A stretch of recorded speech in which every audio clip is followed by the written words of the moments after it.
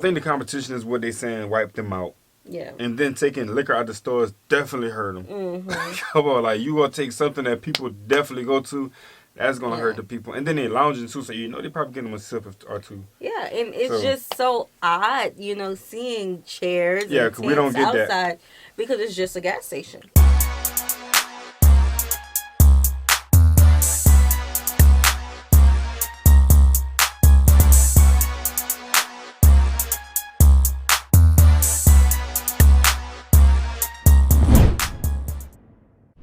What's good, y'all? It's the Demouchets React, and we're back with another video. Who we got today, C? Today we are back with another American reaction. We're super excited about this video, guys. If you're new to us and we're new to you, make sure you scroll down, hit that red subscribe button, and turn on the post notification bell because we're on the road to 50K. And we cannot get there without you guys, all right? Join the family. Without further ado, let's get into the video.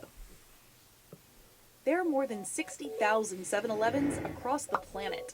But there is one country where the convenience store chain flopped: Indonesia. In 2017, the chain of mini markets closed all of its stores there. Here's why 7-Eleven failed in Indonesia. Let's go back to 2009, when 7-Eleven got its start in the country. 7-Eleven's Indonesian rollout was run by a local operator, PT Modern International. Contrary to its American counterpart that capitalized on to-go items and late-night munchies, 7-Eleven in Indonesia became a trendy hangout spot for locals. It offered traditional 7-Eleven items like Slurpees and snacks, but also fresh local food and alcohol. 7-Eleven was very popular with university students, really the 18 to 25 age range. It was a place for them to hang out at all hours of the day, all hours of the night. Before the alcohol ban that was imposed in 2015, this was a very popular spot to hang out. Okay, so Wow. It looks like they had chairs in there for people to sit down, but from what we're used to, it's just a gas station. You go in, get your items, and you leave. Yeah, we don't do all that. Like, I mean, we have those moments, and I'm gonna say it will probably be like after the club. They would go post up at a gas station because everybody Outside, though. pumping gas. Outside, they're pumping gas. They're still hanging and eating, and they're eating food from out the gas station. If there's that thing and other things, All right. but Okay. golly, yo, everybody inside the gas station. After class or after work, have free Wi-Fi, have a bite to eat.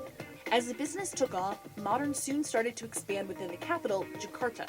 It opened its 21st store by Look at that. 2010, and it hit 100 They got locations tents in and everything. 2012. In 2014, the company hit peak sales of around 78 million with 190 stores. The future of 7-Eleven in Indonesia seemed promising. Sounds The good. stores remained crowded, but there was one problem. People weren't spending money. It was chilling. Where actually there are some comments that there's a huge crowd in 7-Eleven, but they might just buy one drink, one bread, and sit for 3 hours. The company also attributed its lack of sales to intense competition from existing and new competitors. By 2016, the number of retail outlets in Indonesia had grown from 12,000 to 40,000 in just under a decade, with mini markets being the sector's fastest growing segment. Two of 7-Eleven's biggest competitors were Indonesian convenience stores Indomaret and Alfamart. Both chains have a long history in the country and are top players in Indonesia's convenience store market. 7-Eleven had 190 stores in the country, but its competitor store count absolutely squashed that. As of 2017, there were more than 10,000 Alfamarts and roughly 15,000 Indomarets in Indonesia, giving Alfamart a 38% share of the market and Indomaret 47%. That was the year 7-Eleven closed all of its shops, but before that, it held just 0.7% of the market. Dang. Regulatory issues also posed a major problem for 7-Eleven. In 2015, Indonesia banned the sale of alcoholic beverages in convenience stores and mini-marts. After the alcohol ban took effect, 7-Eleven's net sales dropped by nearly 24% over the next year. Unlike 7-Eleven, So it sounds like they were using 7-Eleven as like a lounge. Yeah, they wasn't really buying anything. It's like one of those days when you go like after school or something, they just go chill, get a Slurpee, and they just relax for 3 hours, 4 hours. So I wonder, like, is this the culture?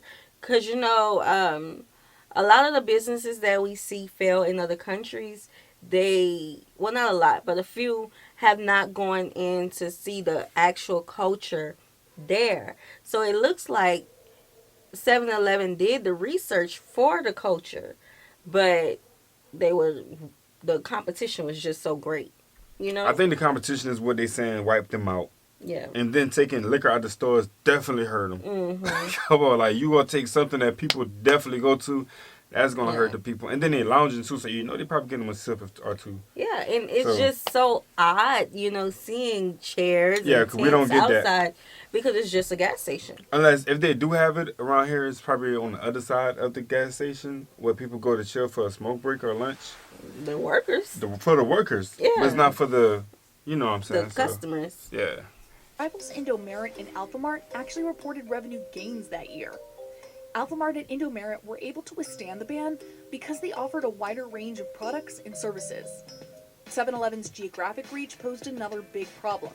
The convenience store chain never managed to expand beyond Jakarta and its surrounding cities, but its rivals did.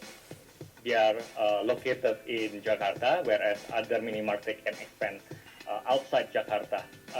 One is, I think, the regulations for foreign ownerships or foreign franchise of convenience stores.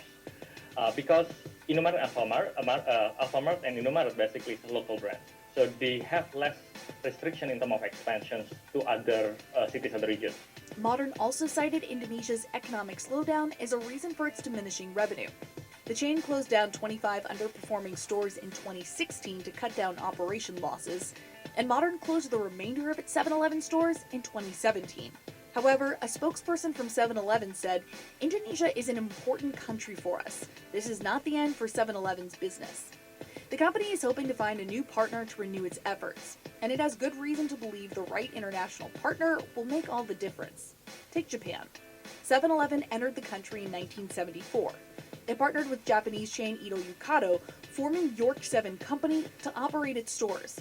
It was so successful that in 2005, it bought out the company. 7&i Holdings became the global owner of the American chain.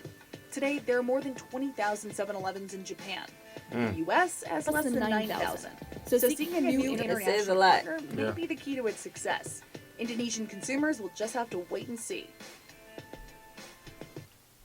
Okay, well, that's interesting. It wasn't a bankruptcy, less of money. People like it was just simply people not buying. Yeah. They used the spot more for a lounge than they did for the convenience of actually buying things. Right, so it seemed like the alcohol and the competition.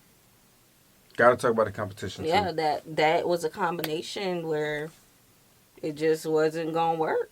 Right. And they only stayed near the capital. They didn't try it in other areas. Again, and you gotta also mention about the culture. Mm-hmm. They gotta always, restaurants, businesses, they gotta look into the culture, what people really looking for. That's how you can truly win them over. They won them by putting chairs outside, but they lost them by not giving them something that they can, Yeah, like I wonder why they didn't have gas stations. So it wasn't gas stations. It was more just a lounge, a mini mart. We sure about that one? Yeah, that's what they said. It was a mini mart. Oh yeah, that's the word. Yeah, so let us know your thoughts on this video. Like this video, subscribe, turn on the post notification bell. We have enabled our super thanks if you like to support the channel that way, as well as our join feature to become a VIP member if you are interested. Check out the description box below. We'll see you soon. Peace.